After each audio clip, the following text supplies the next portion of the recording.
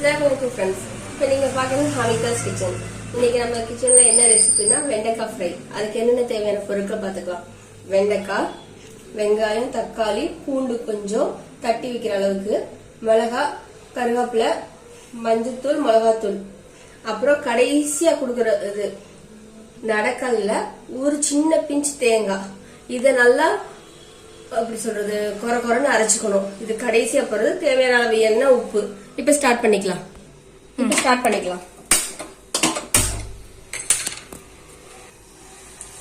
இப்ப சட்டி காஞ்சிருச்சு. இப்ப எண்ணெய் ஊத்திக்கலாம்.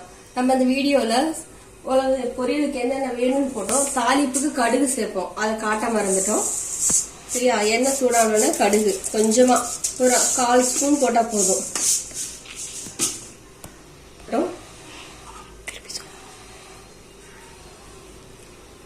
எண்ணெய் காஞ்சோன்னா கடுகு போட்டு அது பொரிஞ்ச வரையில கருவேப்பிலை, மிளகா, பூண்டு ஒவ்வொன்னா ஒவ்வொரு பொருளா வதக்கணும். போட்டுக்கலாம்.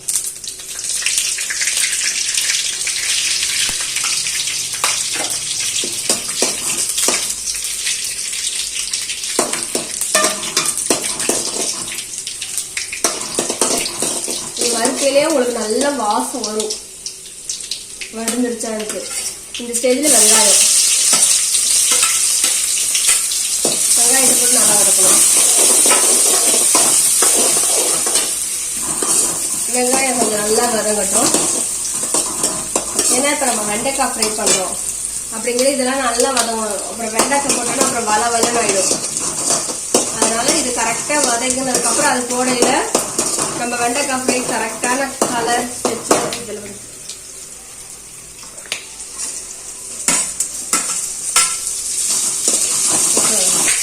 தக்காளி போட்டாச்சா? இப்போ கொஞ்சமா உப்பு போட்டு ஒரு 2 நிமிஷம் வதங்க விட்டுடலாம். வதங்கி மூடி விட்டுடலாம். இப்போ தக்காளி ஓரளவுக்கு வதங்கிடுச்சு. இப்போ மஞ்சத்தூள், மிளகாத்தூள் எல்லாமே கொஞ்சம் கொஞ்சம் தான் போடுறோம். அதை போட்டு வதக்கிட்டு வெண்டைக்காய் அப்படியே எண்ணெயிலே போட்டு வெண்டைக்காய் கொஞ்ச நேரம் வதக்கினா போதும். அந்த பிசு தண்ணி கொஞ்சம் போயிடும். தண்ணி எதுவும் ஊற்றக்கூடாது. தண்ணி ஊற்றாம அந்த எண்ணெயிலே வதக்கி ஒரு வதக்கி மூடி வச்சிருங்க. அதுவே வெந்துடும் ஓரளவுக்கு, தண்ணி சேர்க்காம. அதுவே நம்ம அந்த நடக்கலையெல்லாம் வச்சுக்கொள்ளே அதை அரைச்சிட்டு வந்துடலாம்.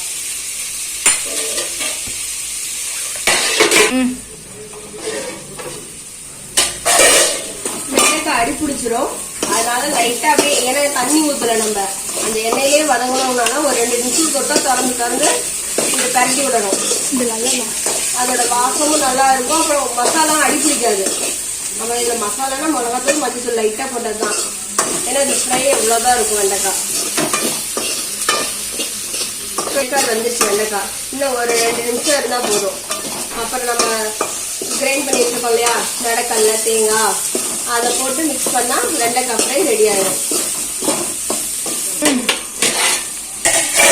வெண்டைக்காய் நல்லா அப்படியே சுருண்டு வந்துருச்சு. நம்ம போடையில எவ்வளவு இருந்தது, அது வெந்ததுக்கு அப்புறம் அதுல பாதிதான் இருக்கும் அளவு. அதுவே உங்களுக்கு தெரிய வந்துருச்சுன்னு.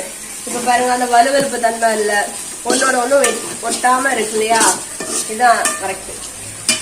இந்த நேரத்துல நம்ம நடக்கல்ல, தேங்காய் இதை வச்சுக்கோ இல்லையா, இதை போட்டு ஒரு 2 நிமிஷம் ஒரு பரட்டி விட்டு உப்பு தேவையான அளவு செக் பண்ணி பாருங்க. நான் போட்ட உப்பு இது கரெக்டா இருக்கு. அதனால நான் போல எக்ஸ்ட்ரா உப்பு. இந்த மாதிரி வந்துச்சுன்னா வெண்டைக்காய் ஃப்ரை ரெடி. சுவையான வெண்டைக்காய் ஃப்ரை. இது வெண்டைக்காய் பிடிக்கலன்னு சொல்றவங்களுக்கு கூட இந்த மாதிரி செஞ்சு கொடுங்க, நல்லா சாப்பிடுவாங்க. ஏன்னா குழம்புல போடையில அவ்வளோக்கா விரும்ப மாட்டாங்க. இந்த மாதிரி செஞ்சு பாருங்க, செம்ம டேஸ்டா இருக்கும். அஸ்ஸலாமு அலைக்கும் ஃப்ரெண்ட்ஸ். எங்க வீடியோ பிடிச்சிருந்தா லைக் பண்ணுங்க, ஷேர் பண்ணுங்க.